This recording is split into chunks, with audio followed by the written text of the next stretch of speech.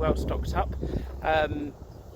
Just out on my way to a farm lake out in Essex, having a bit of a slow ride this morning. Obviously avoiding public transport. This corona thing seems to be kicking off. By the time this goes out, I suspect we will all have turned into zombies. I've got a few days off work, although I've been working from home most of this week, and we'll have to all the next week, I would have thought, and going forward.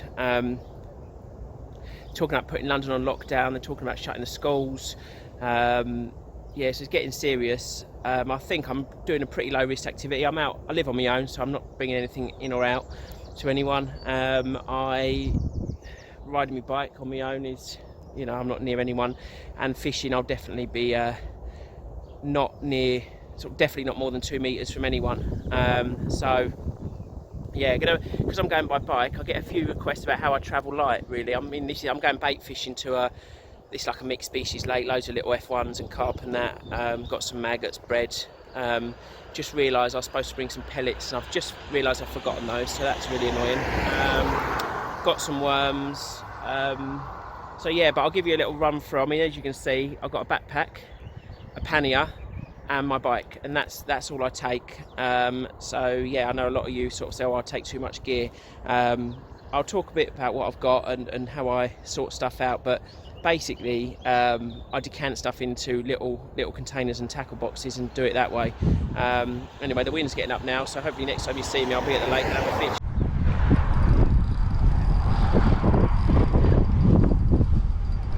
Feels like a bream.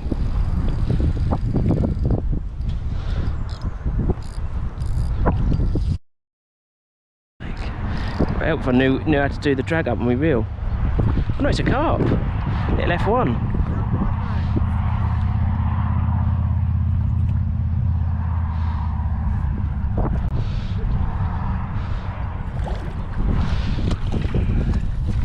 Wow.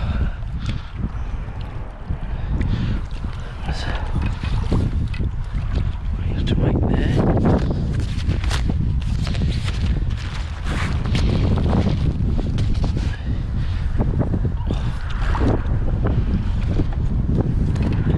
Well, not the hardest fighting carp I've ever caught, but very, very welcome. Absolutely lovely. Look at that lateral line. Oh, is that? Oh, maybe it's not an F1. It's got little barbules on it. Good old maggots doing the trick. Hopefully you can see this. I haven't checked my GoPro at all, to be honest.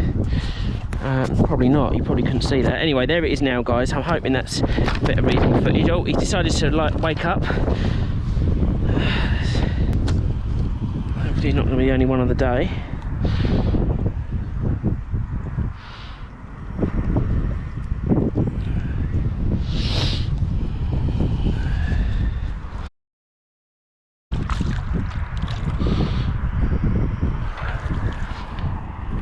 There we go.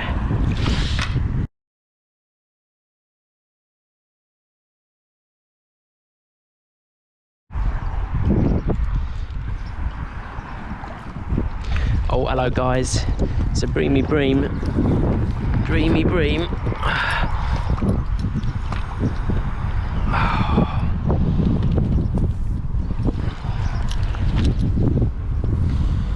Oh, it is blowing a hoolie as I'm, oh, he's had a bit of a whack on him, blimey.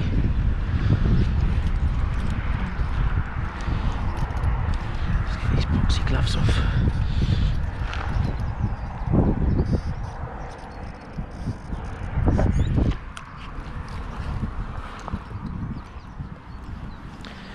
There you are, guys, can you see that scarring on him there?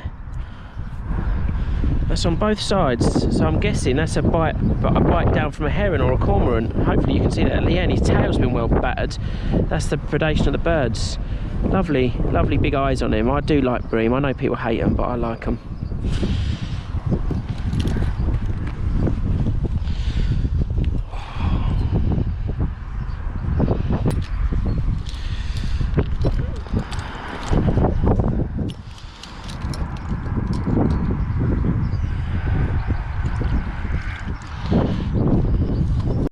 Well guys, I'll just as promised talk you through sort of some of the stuff I've been using, and you know, how I get stuff around. Really, a few of you have asked. This is probably the most gear I'll take anywhere, apart from.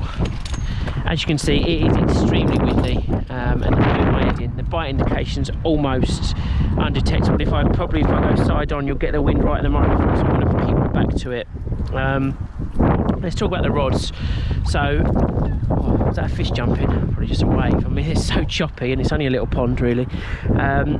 So the right hand one there, that was a Chinese feeder rod. It's normally got a heavier tip on it, but I found in the tackle shop, Roman Tackle, down at Roman Road Market, they've got sell spare tips, only £3, and I found one that fitted it, a much more sensitive one. It's ever so slightly, probably too sensitive in a way, because I don't think it quite matches the pattern, the eyeing pattern. But for I'm not casting far, I'm not using a heavy lead on it, so or feeder, so it's great for fishing the margins, and then it does mean the blank of the rod has got a bit of backbone if you do get into something a bit bigger. And then on this side is my newest rod, actually.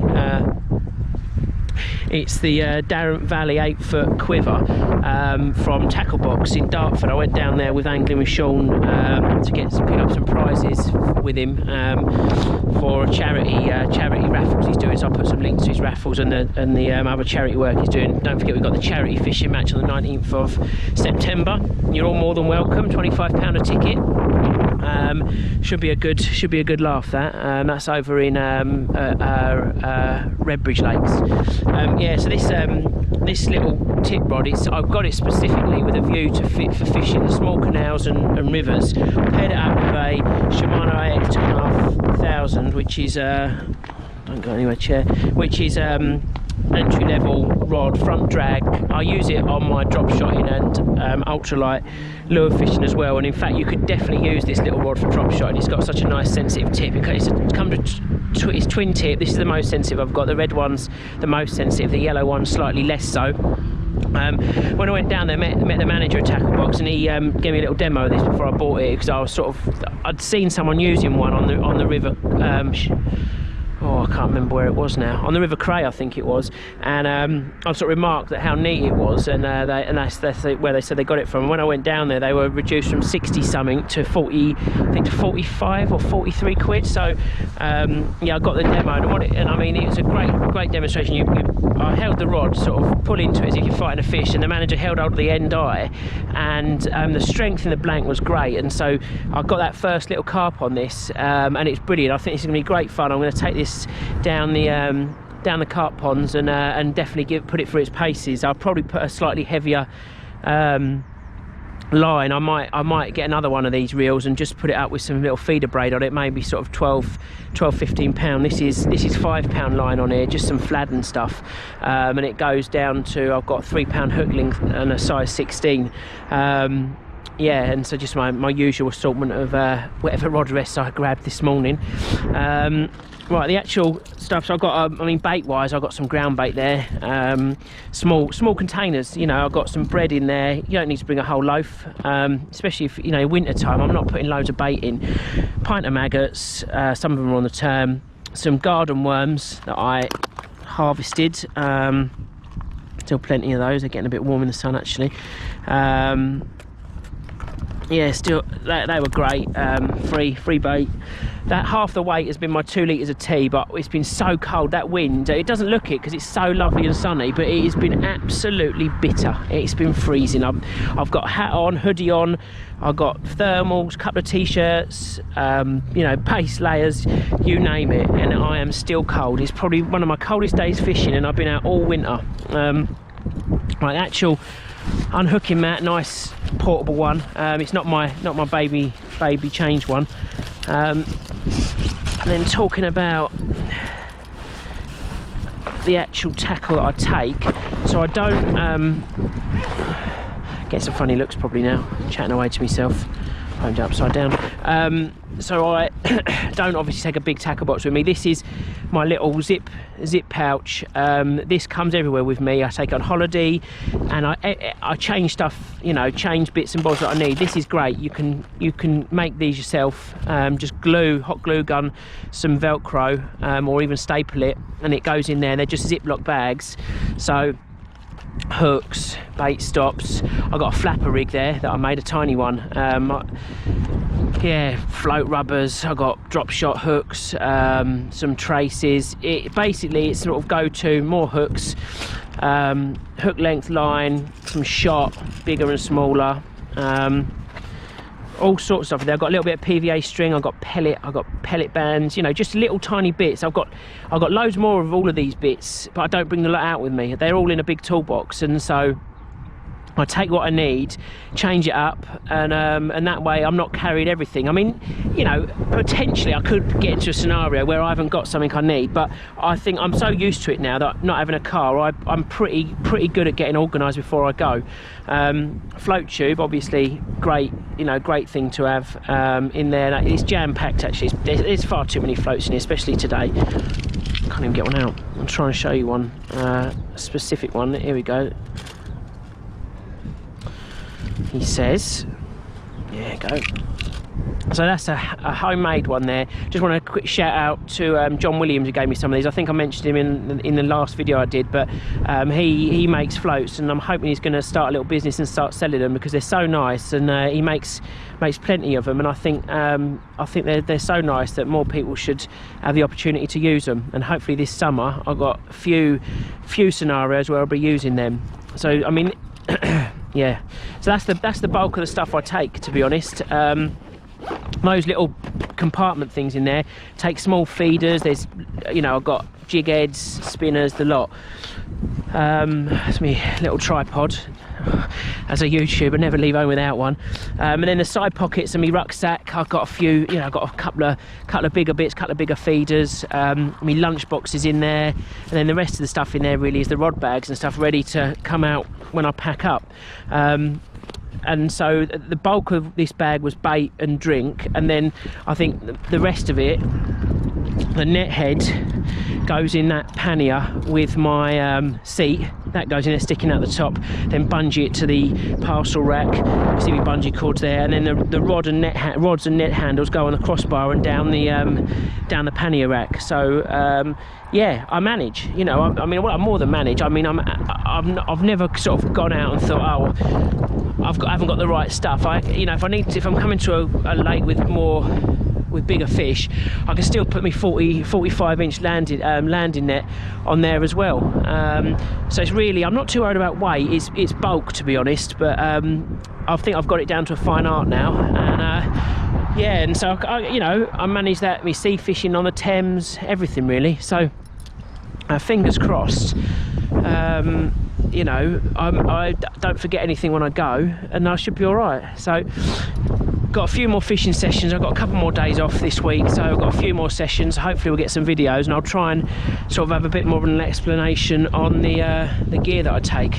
And I'm hoping we can get another fish, to be honest, because I haven't had one for about 3 hours now, which is what prompted me into doing that little talk. Well guys, nearly home, back on the Greenway. I thought I did try and film the outro several times, but people kept interrupting me, randoms, and my arm was getting tight, and I kept realising it was drooping. I'm knackered, to be honest, absolutely knackered after just sitting in that wind for 8 hours, 4 fish all day, 2 teeny weeny dace, and that reasonable carp and that skimmer. So that's something. It was a day's fish I wouldn't have ordinarily had. So yeah, freezing cold, that easterly wind from the east, fish bite least, as they say, and definitely the case. That, I mean, there were a few people at the lake, and I think there's only 2 or 3 had fish, and a lot of them were there all day. So yeah, I mean, it's been a nice day, sitting in the sunshine on a day I wouldn't have ordinarily had, mustn't grumble. So hopefully you've enjoyed it, hopefully there's been enough there for a video. Please, if you've enjoyed the channel, please hit that subscribe button. Over 700 now, I think, or almost at 700 probably. I haven't checked the last couple of days. Hit the thumbs up, that'd be brilliant, and hopefully guys I'll see you on the next one. So cheers, fish on.